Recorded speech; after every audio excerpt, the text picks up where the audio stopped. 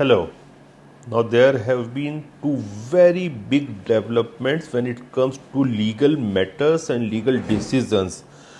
Firstly, Julian Assange, he has been granted permission to appeal against the decision of the Westminster Court, and now he will be allowed to go to High Court, and this is because the United States of America gave assurances that US, if extradited to US, in United States, he would be able to rely on the defenses provided by the First Amendment of their Constitution. Now it seems that only the American citizens have full right of First Amendment, and Julian Assange is an Australian citizen, not an American citizen.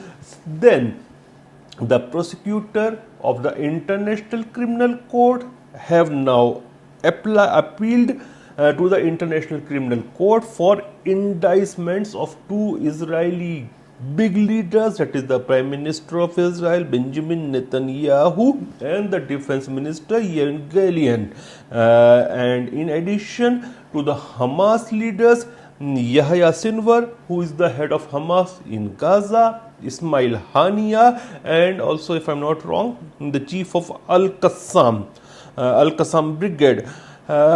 If you look at the comparisons for the Hamas, the world is already small because most of the Western countries has declared them as a terrorist organization, so they don't go to those countries. But for Israeli leadership, particularly Prime Minister and Defense Minister, it will be a big setback because 124 countries are signatories of the Rome Statute, so they have to follow if the warrants of arrest are being given against Netanyahu and his defense minister.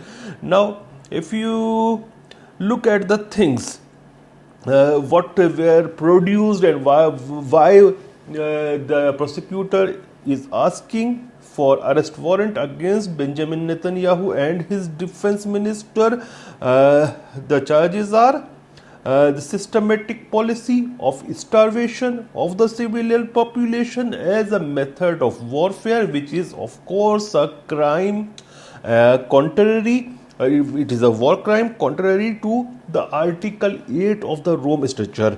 And they also included, when they demanded the eyewitnesses, the authenticated videos, photos, audio materials, as well as satellite images.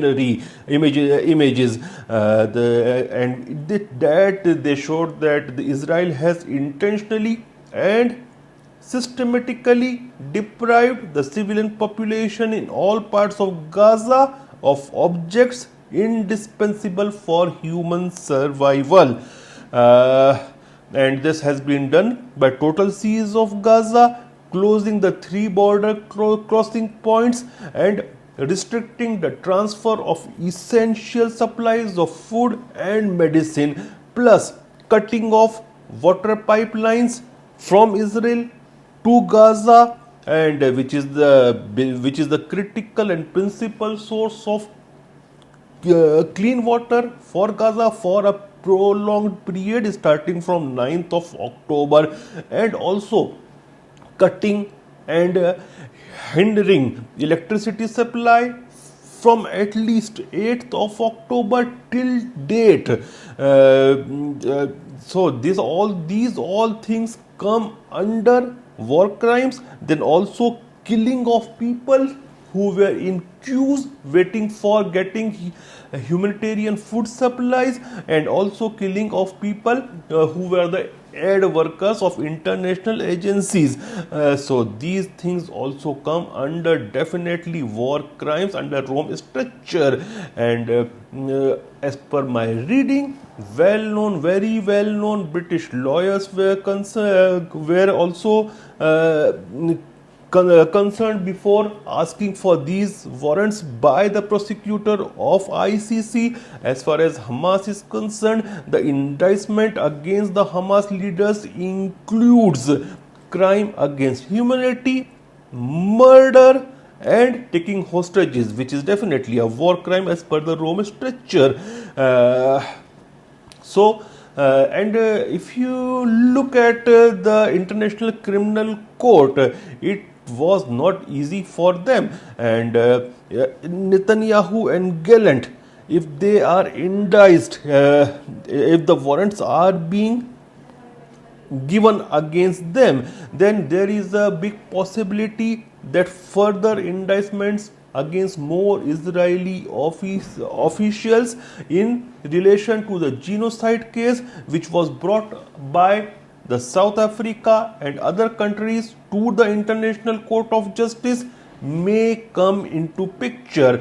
And I have been talking about this thing for a long time, that the kind of language which the Israeli leadership, the big Israeli leadership, let it be Prime Minister or let it be Defense Minister, has been using against the civilian population of Gaza, the terms like we are dealing with human animals, plus their actions, then also quoting of their religious text about the seed of Amalek.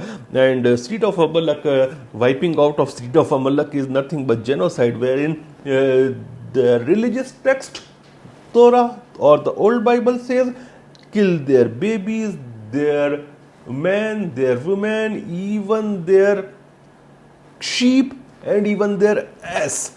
So this is, if this is not a war crime, this is not genocide, what is genocide then? So by their actions and their words, they were attracting all these things towards themselves. But I'll say that International Criminal Court has done it very reluctantly, because they were also concerned about the potential risk to themselves. Once they ask for warrants, and if the warrants are being given, and but they try to show that they are independent and impartial when it comes to matter of investigation. And the prosecutor said a line, and that is very important. He said, no foot soldier, no commander, no civilian leader, no one can act with impunity. So they were also aware that this will, the judgment, if the warrants are being issued, this will attract wrath of US authorities and probably many of the European countries against them. But now the entire credibility of the institution of International Criminal Court was on stake, and probably they might also be regretting what they did a year and a half back with Vladimir Putin. See, there is no comparison between the killings of civilians, killing of babies in Ukraine by Putin, and what's happening there in Gaza, the human catastrophe which is happening there in Gaza.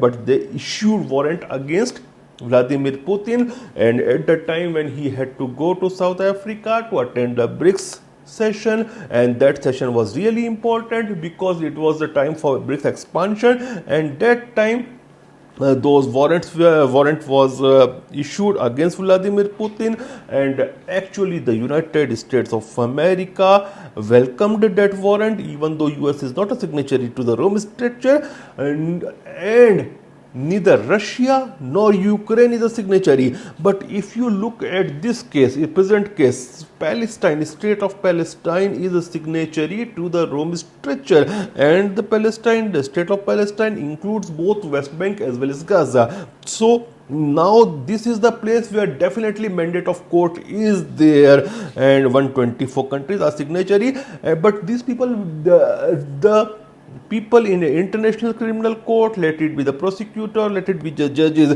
they know the fact that now the US authorities will come, the full wrath of them will come upon them, of the Western camp will come upon them. But still, I'm saying the credibility of the institution of ICC was on stake, and if they had not done this, if they had not at least asked for warrants. Let's see they issue the warrant or not, but it looks like that they will issue the warrant now. And the prosecutor's words are like that he is also afraid, but he has actually asked for the warrants, because he, if I'm not wrong, he in an interview with the CNN's Christian Amanpour, he said that a very senior leader of United States of America told him that international court is built for Africa and for the thugs like Putin. So, what kind of world order or rule-based order they are talking about? The rules are different for global north as well as global south.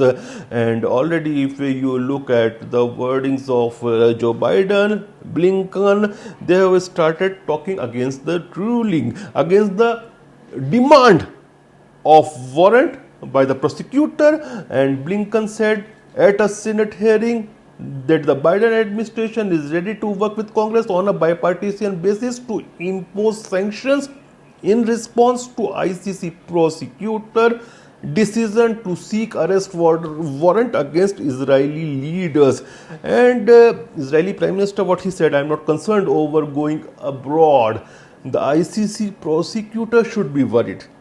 See, there is no warrant against ICC prosecutor by any of the court in the world. So why should he be worried? Will he be killed? Will he be killed illegally if he goes out abroad?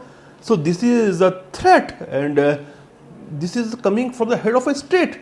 So this is not good thing, and these things actually are leading to what I say, that recognition of the two-state solution.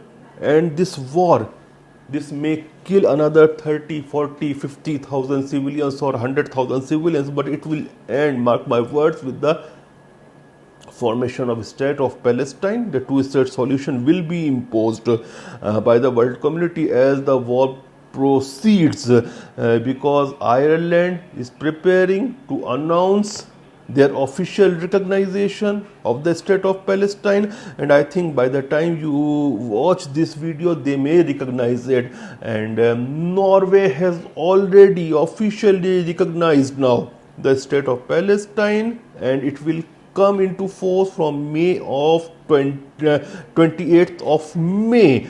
So these things eventually will lead to the two-state solution. The killing of civilians, be it Israeli, be it Palestinian, the killing of a baby, be it Israeli, be it a civilian, is a war crime which should never be done. And it should be avoided at every cost, and it should be avoided by the international community if the countries are not doing it. And countries are not doing it.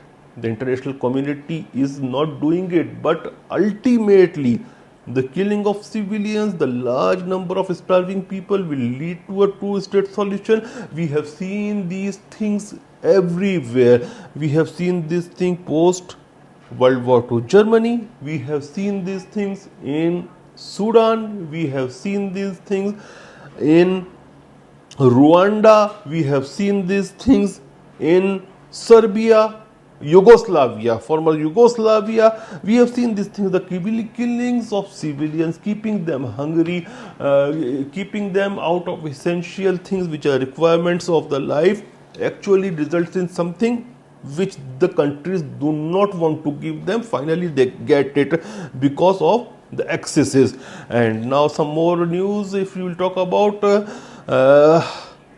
Russia has actually started some kind of drills of their, you can say, those improvised nukes or tactical nukes along the border of Ukraine. This is to keep the Western heads cool, so that because there is constant demand, even the demand by Zelensky, and I call Zelensky that he is not the president of Ukraine now, because his term ended on 20th of May, and he is now actually not the president, not the legal president of Ukraine, but he is sitting a president and controlling the country and all the institutions. So he has been asking for weapons for Western countries to allow him to hit inside Russia with the weapons they have given to him.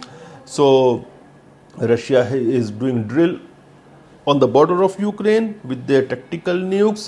Then we saw since yesterday so much of mud was thrown on Tucker Carlson on fake news that he will be doing a show on Russian TV channel, though he has said that this is all false and he is not doing anything like that. But this shows that how low these neocons can go if somebody is not working in their interest. Tucker Carlson, I call him a very brave journalist, and he is right wing. In all counts, he's a right wing, but he is not a neocon. Trump is a right wing, but he is not a neocon. So we saw how much the deep state and the establishment ruled by the neocons and neoliberals hate Trump. Similarly, now they are also hating Tucker Carlson because he shows guts to speak out loud. I'll say him, come India, you will have a freer voice. This is the only country in the world where you can speak your mind and heart without being intimidated. You won't be afraid that anybody will hit you. You won't be afraid that any agency will come against you for speaking your heart and mind. Actually, the First Amendment which United States talk about, they have already thrown it in garbage. The only country, and I'm saying you, the only country which respects freedom of speech and expression is India. So I'll say to Tucker Carlson, come India. You will have much more louder voice. Thank you.